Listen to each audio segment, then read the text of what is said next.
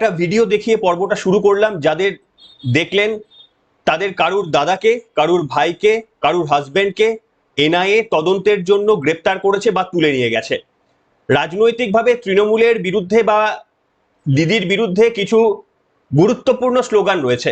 তার মধ্যে একটি গুরুত্বপূর্ণ স্লোগান হচ্ছে, যার মাথায় দিদির হাত সেই খেয়েছে জেলের ভাত। এটা একটা প্রচলিত ছন্দ হিসাবে জনপ্রিয়তা পেয়েছে পশ্চিমবঙ্গে।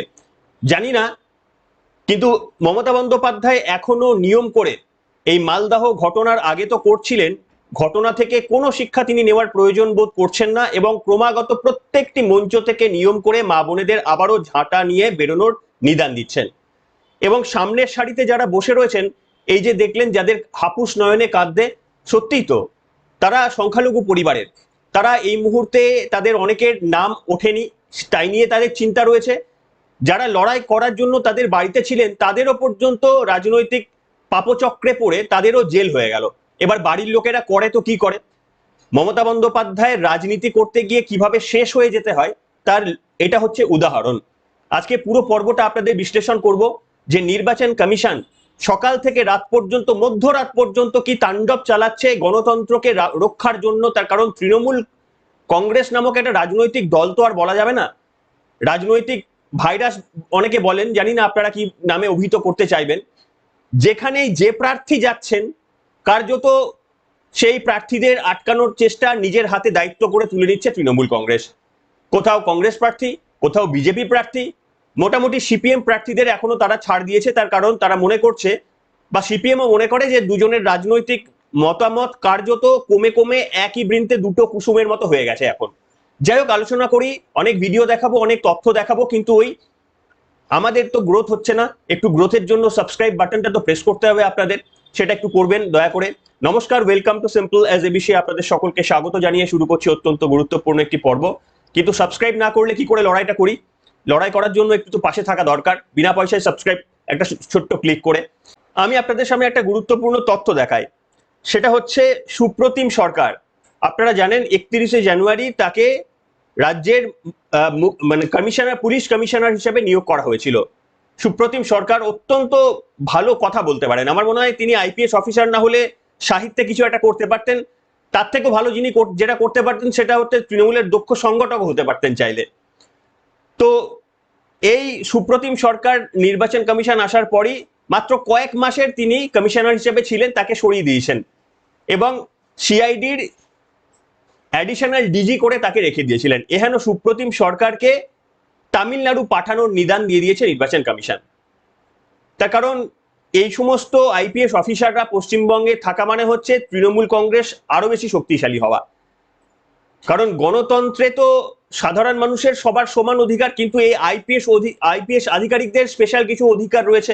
সেই অধিকারগুলো তারা নিরপেক্ষভাবে পালন না করে তৃণমূল কংগ্রেস পন্থী হিসেবে মনে করে এই তৃণমূল কংগ্রেসকে ভোটে জেতানোর জন্য লড়াইটা করছেন। এবং সেই কারণেই দেখবেন যে রাজীব কুমারের মতো হয়তো অবসর নেওয়ার পরেই এই সমস্ত অনুপ্রাণিত আইপিএস অফিসাররা দেখবেন হয়তো অবসর নেবেন, তার এক সপ্তাহের মধ্যে, দু সপ্তাহের মধ্যে, এক মাসের মধ্যে তৃণমূলের রাজ্যসভার টিকিট পেয়ে দেখবেন তৃণমূলের হয়ে পাকাপাকি ভাবে কথা বলতে শুরু করবেন। যদিও এই ভদ্রলোক আইপিএস অফিসার সুপ্রতিম সরকার, তিনি বলেছেন তার শারীরিক অসুস্থতার জন্য তিনি যেতে চাইছেন না। মানে অত সহজ তাকে পাঠাতে বললেই কি নবান্ন রাজি হবে, বা মমতা বন্দ্যোপাধ্যায় অত সহজে ছেড়ে দেবেন? হয়তো পরামর্শ দিয়েছেন যে না, একটা অ্যাপ্লিকেশন দিয়ে দাও। ভাবুন, একটা পুলিশের কমিশনারের পদে ছিল, তাকে জয়েন্ট মানে অ্যাডিশনাল ডিজি করে পাঠানো হয়েছে সিআইডি দপ্তরে। তখন তার কোনো মেডিকেল সার্টিফিকেট জমা পড়েনি। যেই তাকে তামিলনাড়ুতে বা মানে পশ্চিমবঙ্গ থেকে যেই বার করা হচ্ছে তখনই তিনি মেডিকেল সার্টিফিকেট দিয়ে দিলেন। দেখুন, মেডিকেল সার্টিফিকেট নিয়ে কিন্তু কেউ কোনো বক্তব্য বলতে পারে না, এমন একটা গ্রাউন্ড যেটা আপনি না দেখে কনফার্ম করতে পারেন না। কিন্তু আমরা না দেখে আন্দাজ করতে পারি অনেক কিছু। আপনারাও আন্দাজ করতে পারেন, এই সমস্ত অনুপ্রাণিত আইপিএস অফিসারদের অনেক কিছু আপনারা আন্দাজ করতে পারেন। আমি আপনাদের সামনে দেখাবো যে মমতা বন্দ্যোপাধ্যায় বিভিন্ন জায়গায় সমাবেশ করছেন। তো এই সমাবেশ কাদেরকে নিয়ে মমতা বন্দ্যোপাধ্যায় সমাবেশ করছেন? মমতা বন্দ্যোপাধ্যায়ের সামনে দর্শক আসন আলোকিত করে কারা বসে রয়েছেন, সন্দেহটা আপনাদেরও জাগবে। একটা ছোট্ট ভিডিও, মালদাহে গিয়েছিলেন, যে মালদাহে এত বড় ঘটনা ঘটে গিয়েছে, আমার বিশ্বাস এর থেকেও আরো অনেক বড় বড় ঘটনা ঘটতে চলেছে পশ্চিমবঙ্গে। সেই মমতা বন্দ্যোপাধ্যায় মালদাহে গিয়ে তিনি কি বললেন দেখুন, যে বলছেন তোমাদের মধ্যে কতজনের ভোটে নাম কাটা গেছে, সামনের সারিতে বসে থাকা দেখে মনে হয় যে সংখ্যালঘু সম্প্রদায়ের মানুষ মা বোনেরা, তারা হাত তুলে প্রায় সকলেই বলছেন যে আমাদের নাম বাদ গেছে। কারুর কারুর মুখে আবার প্রচন্ড হাসি দেখলাম আমি।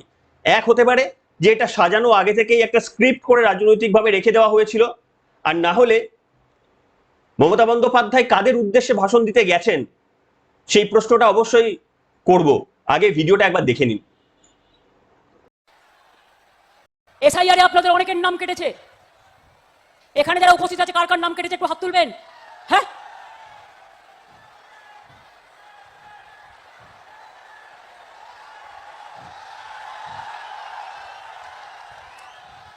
এই ছবিটা ভালো করে তোলো তো, ভিডিও করো এটাকে, ভালো করে হাত তুলুন যাদের নাম কেটেছে। তাহলে ভোট দেবে কে? BJP vanish washing machine? সব ভোটাধিকার কেড়ে নেবেন মানুষের? এটা কি হচ্ছে? বিজেপি দালালি করতে গিয়ে গণতন্ত্রের নামে মকারি অফ ডেমোক্রেসি হচ্ছে। হামটি ডামটি শয়তানের দল, অত্যাচারী সরকার। দেখলেন, মানে প্রায় সামনে একটা ব্লকে যে মা বোনেদের বসার জায়গা তিনি রেখেছিলেন, সেখানে প্রায় কার্যত আমি দেখলাম 80 বা 90% সম্মানীয় মহিলারা হাত তুললেন, বললেন যে তাদের নাম কাটা গেছে, এবং তাদের অনেকের মুখে একটু যদি ওটাকে ফিক্স করে দেখেন, অনেকের মুখে হাসি আমি দেখলাম। আমি জানি না এটা স্ক্রিপ্টেড কিনা, কিন্তু তা যদি হয়, মমতা বন্দ্যোপাধ্যায়ের সভায় এরা কি করছে? আমি প্রথমে ভিডিওটা দেখালাম না, এদেরই একটা অংশ কান্নায় ভেঙে পড়েছেন। আবারও মমতা বন্দ্যোপাধ্যায় এদেরকেই বলছেন যে মামুরেরা তোমরা ঝাঁট দিতে দিতে রাস্তা পরিষ্কার করতে করতে যেও।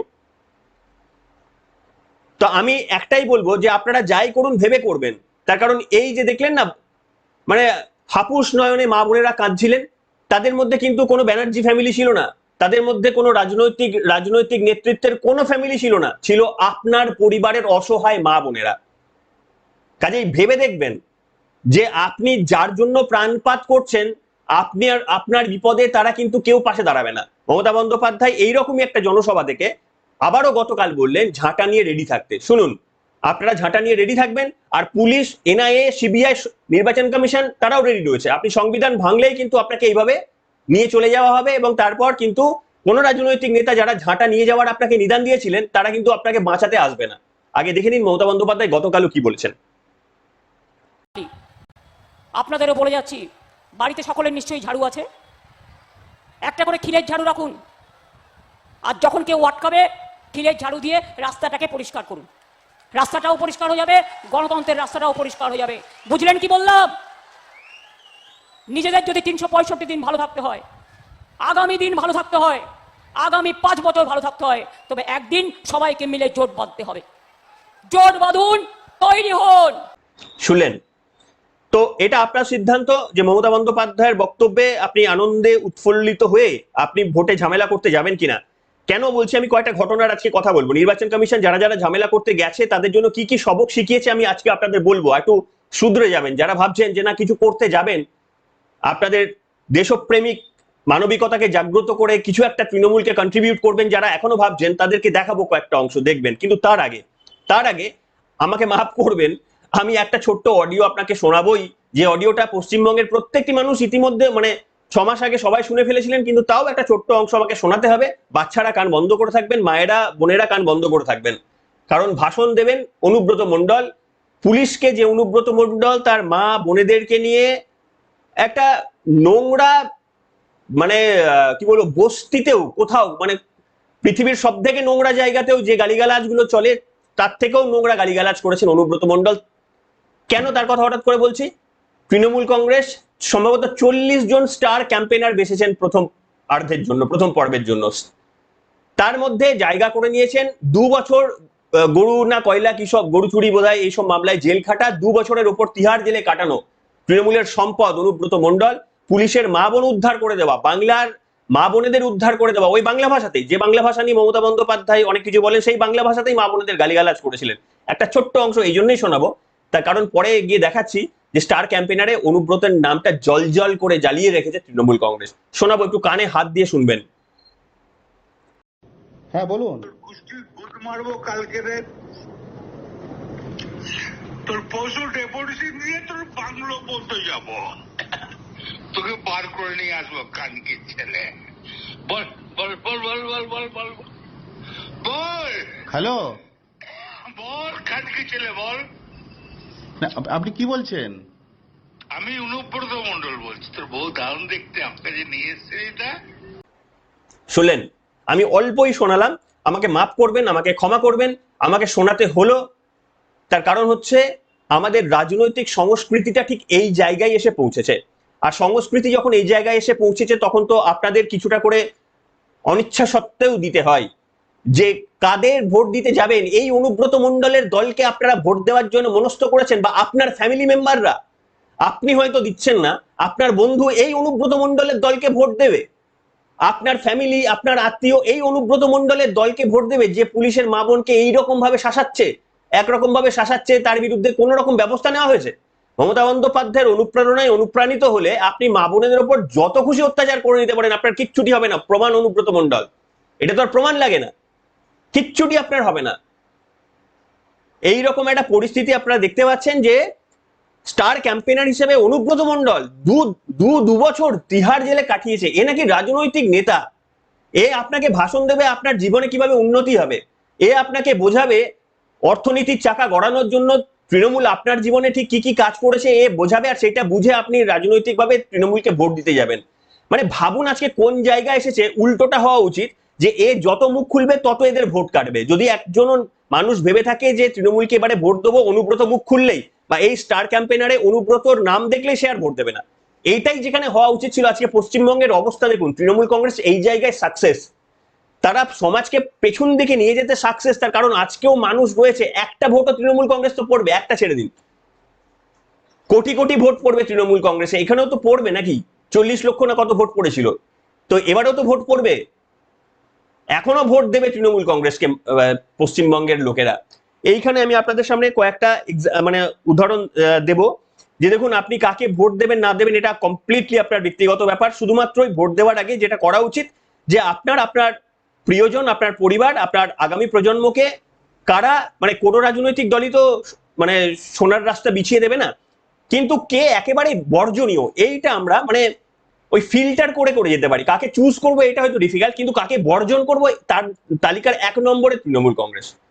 কাকে চুজ করবো এটা নিয়ে আপনাদের দ্বিমত থাকতে পারে, কিন্তু কাকে বাদ দেবো এইটা নিয়ে কারোর দ্বিমত নেই, যে এই রাজনৈতিক দলটাকে বাদ দিয়ে এবার ফাইট করুন কাকে কে ভোট দেবেন।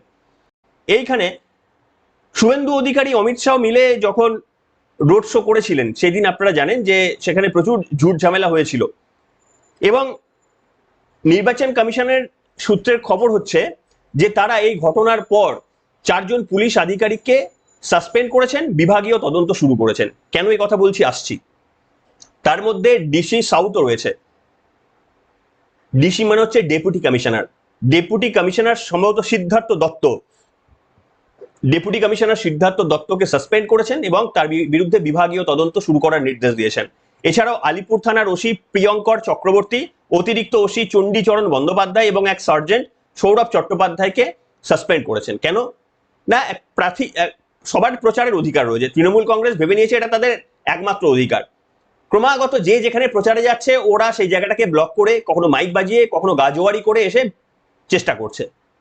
তো সেখানে তাদেরকে দেখুন, যারা এই দায়িত্বটা সামলাতে পারলেন না, নির্বাচন কমিশন তাদেরকে সাসপেন্ড করেছেন এবং তাদের বিরুদ্ধে বিভাগীয় তদন্ত শুরু করেছেন। শুধু তাই নয়, অধীর রঞ্জন চৌধুরীও তিনিও বহরমপুরে ভোট প্রচারে যখন গিয়েছিলেন, ওই আবারও শাসক দলের লোকজন একদম গাজোয়ারি করে তার রাস্তা আটকে মারপিট করে, ভোটের লড়াই ভোট বাক্সে মানুষকে বুঝিয়ে যুক্তির লড়াই, যে কথাগুলো অভিষেক বন্দ্যোপাধ্যায় বলে যে নিয়ে আসো মঞ্চবাদো, তথ্য পরিসংখ্যানের বৃদ্ধিতে খেলা হোক, 10 গোলে যদি না, 10 গোলে আপনারা তো মাঠে নামার আগেই ভয় পান, এই তো লক্ষণ।